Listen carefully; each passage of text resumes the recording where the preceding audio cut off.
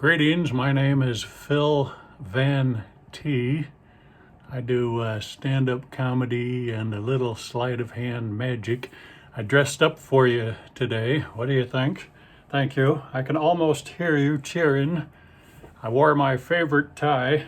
I got this in first grade. It's a clip-on. I take good care of my stuff. Anything to cheer me up. I don't mind telling you, I've been a little bit depressed lately. I tried therapy. I thought it was just a premise for jokes. Turns out it was. I don't know, maybe it worked. I smile more than I used to. How's that? Yeah, I smile all the time now. I look like an idiot, but I smile all the time. I never used to. I was pretty sensitive about it too. One lady just walking down the street took a look at my straight face and said, "Oh, come on, it can't be that bad. Remember, it takes more muscles to frown than it does to smile." Well, then my face is much stronger than yours, isn't it? She didn't stick around. Poetry used to cheer me up. Here's one I wrote when I was 17. Your body is water, 65%, pretty much every part except your voice. So until you kick the bucket, your time is best spent doing all that you can to stay moist. Stay moist, everybody. Trying to figure out how to put all that on a bumper sticker. Someone once said that a sign of depression is if you spend way too much time on Facebook. Guilty. But I'm over 65, so I don't think I'm allowed to use Instagram. That might be the rules. Facebook can be kind of spooky. I sent someone a request to like my page, but I didn't know they had passed away. So now my page is haunted. And there's nobody at Facebook that you can call and talk to about that. My wife uses Facebook normally. My wife is in Facebook jail. I applied for a conjugal visit. She blocked me. And there's nobody at Facebook that you can call and talk to about that. I still get friend requests from some of the kids I grew up with. Of course, they're not kids anymore. I took a lot of pictures at our reunion, and on the plane coming home, I was looking at them, and all I could think was, who are all these old people? Then I realized they were all selfies. Then I realized I never went to my reunion. I still can't explain the plane. Sometimes being old is like being on drugs, especially if you're on drugs. Most of the new comedians I work with nowadays are about the same age as my grandson. Last week, one of them told me that I was their parents' favorite comic. My first thought was, shouldn't that be you? I've been at this game for 47 years, man and boy. I like to say I have cleverly eluded fame for close to 5 decades. People say, when are you going to retire? I don't want to retire. I'm still trying new stuff. When I turned 64, I dyed my hair blue and I applied for an office job. I put down on the application that I was disabled. I didn't expect to get the job. When they told me I had it, I said that disabled thing was okay. The guy said, "Oh yeah, it turns out we needed one of those. Now we're compliant." You're welcome. So what's with the blue hair? Well, I tried blue lipstick, but every time I fell asleep at the mall, I'd wake up to a paramedic giving me mouth to mouth. Not that there's anything wrong with that. At least tell me your preferred pronouns first.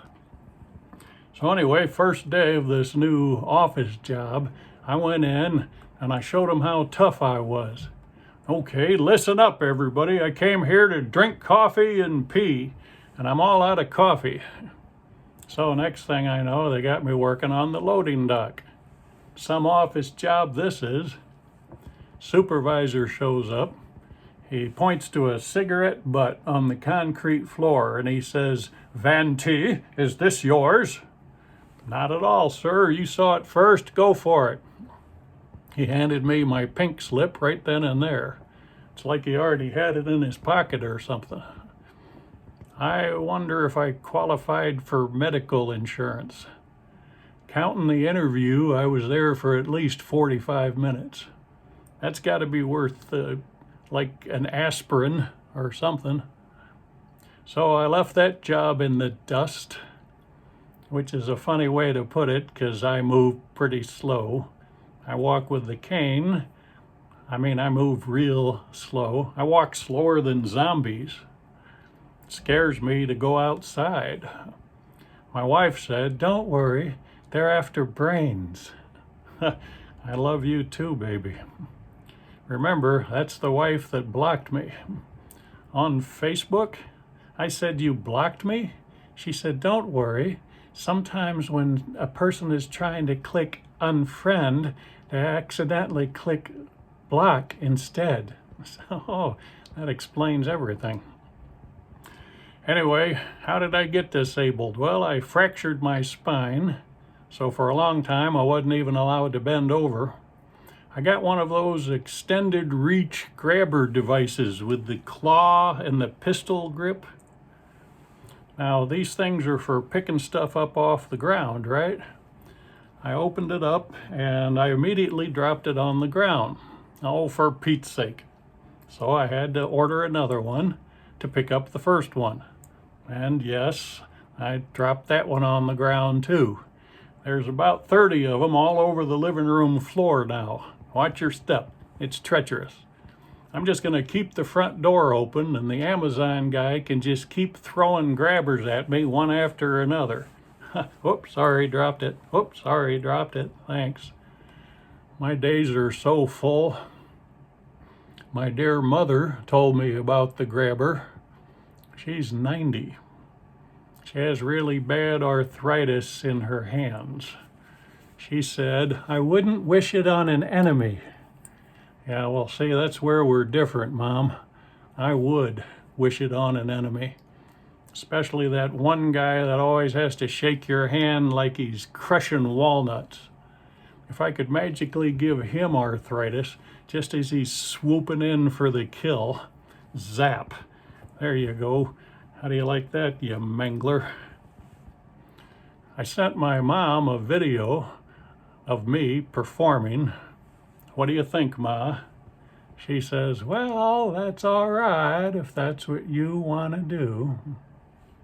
Did you even try to look for a job today? Yeah, Mom, I'm fielding some offers. I had an office job for about 45 minutes. Did you qualify for insurance? Ha, see, great minds think alike. My sister said, "You need to call Mom more often." So I do. Now Mom's all depressed. My sister said, "Stop telling her all of your problems." Great. Now we don't have anything to talk about. I'm used to that at home. My wife does all the talking.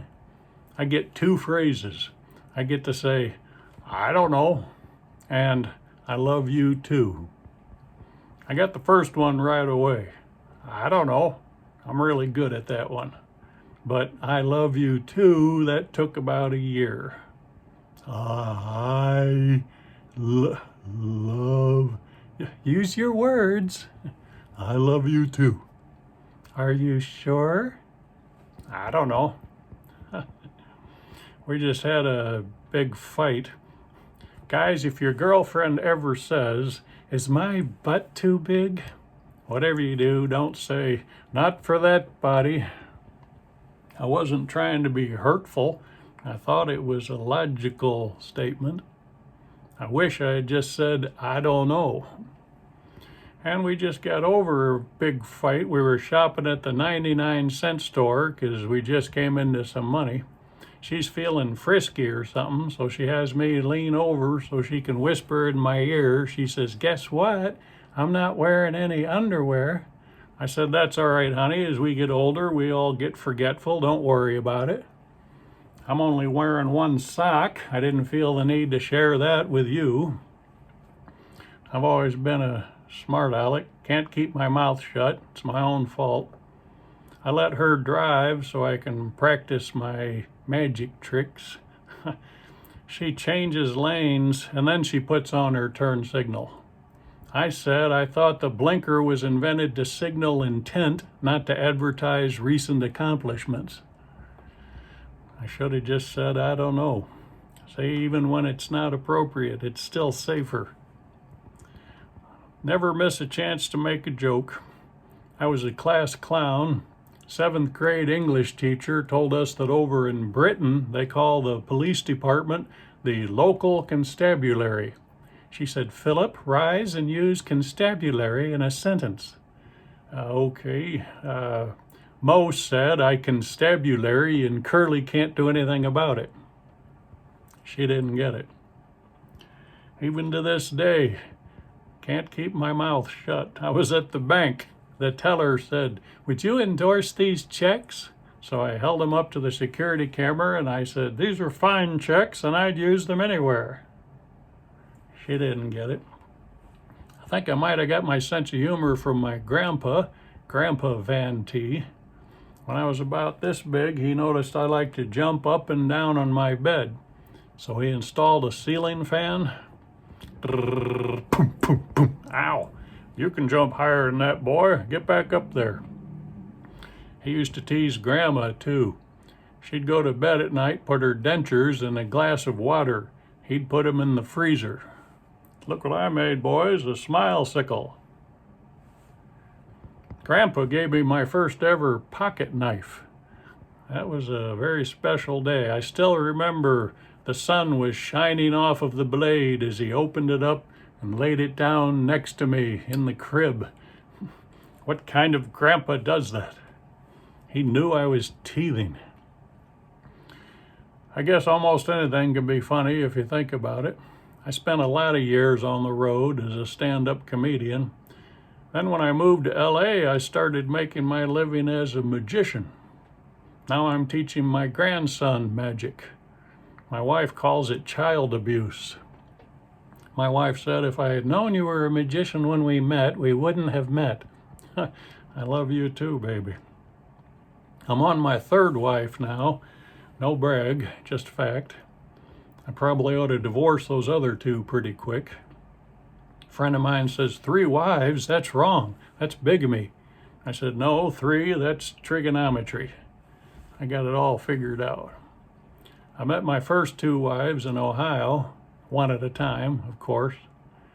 I was raised in Ohio. We had a big stretch of woods in our neighborhood, so it was almost rural, except for the B.F. Goodrich chemical plant and the Ford auto factory. To this day, my 3 favorite smells are still gasoline, burning rubber, and skunk. The town I was raised in was about 30 miles west of Cleveland, Ohio. Now this was right on Lake Erie, a town called Lorain. Lorain is an old Indian word. It means grandfather drank from the brown water and died screaming. Part of the highway running through our town was called Massacre Mile, known for its poor engineering and high accident rate. The state of Ohio gave Lorain $500,000 to do something about it, so they put up bleachers. My uncle was a mortician. We lived right next door to his big crematorium. I used to play out back in what I thought was a sandbox. 4th grade show and tell I took in what I thought was a sand dollar, turned out to be a kneecap. Didn't have any pets when I was growing up. Well, not any that lived anyway.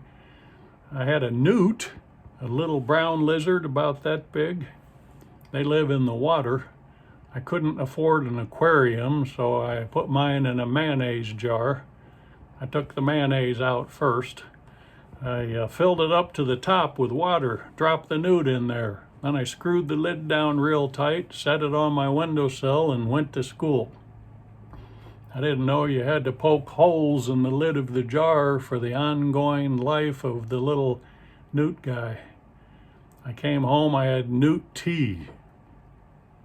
Tasted terrible.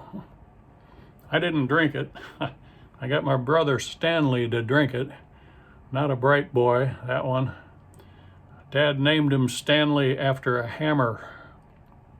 Stanley was real tall and real skinny, except he had a huge fat head. He could hide behind a stop sign. He used to sleep in a banjo case. His nickname was Weather Balloon. I told that story at a comedy club last month, and this lady up front says, "I don't like fat shaming." I said, "Fat shaming?" She said, "Yes, you said he was fat." Actually, lady, I said his head was fat, but if it makes you feel better, I'll talk about my fat, my giant pot belly. I don't mind fat shaming myself. A skinny guy with a big pot belly looks like a golf ball stuck in a garden hose, or like I swallowed a baby goat. Maybe my ancestors were anacondas. I blame my wife for most of my belly. She's a really good cook. Last night she said, "You want leg of lamb?" "No thanks, honey. I'm still working on this goat." It took my wife a while to get used to this thing. Now she's too used to it. We were driving somewhere. She was driving. We were listening to some hot blues, and she reaches over and starts slapping out the beat on my belly. Scary part is, I mentioned it to her later. She said, "I don't remember doing that." She's an amazing chef and a major carnivore. Did you ever eat steaks wrapped in bacon? Yeah. They were originally just going to be steaks, but she had a fight with somebody on Facebook, some vegetarian, and things escalated. I've seen that happen before. Every time she gets off her iPad, she adds on another meat. Now, I did that bit at another comedy club, and this lady up front, same lady, what are the odds? I won't call her Karen, because that wouldn't be fair to all of the Karens that we love. I'll just call her Carr with a K. Anyway, Carr said, "I think it's a shame that somebody would eat more meat out of spite." I thought I was just eating it because it tasted really good. Normally, if somebody starts heckling me, I just turn off my hearing aids. But she seemed like she needed to be comforted. So I tried. I said, "I used to be a vegetarian when I was a teenager. I just didn't get a lot of support. I remember Grandma at the dinner table, 'Have some string beans.' I said, 'No, thank you, Nanny. There's bacon in those beans.' She said, 'There's not enough meat in there to hurt you.' She didn't understand. You don't just whittle a little bit off of the side of the pig and then let him run back out to play. Anyway, I think that story made my heckler feel better. She apologized after the show. She said, 'It's been a rough week. My grandma died. Then 2 days later, my cat died.' And in my mind, I'm thinking, well, at least Grandma has a cat to play with." So anyway, my wish for all of you out there in TV land is health and happiness. I wish for you strength and clarity. Of course, as my uncle used to say, wish in one hand and spit in the other. See which one fills up faster. Actually, his version of that is a lot more crude. I don't even bother wishing anymore. I just spit in both hands, then I roll up my sleeves, and I immediately wonder why I didn't do that before I spit in both hands. Moist. So I'm Phil Van T, and thanks for being here.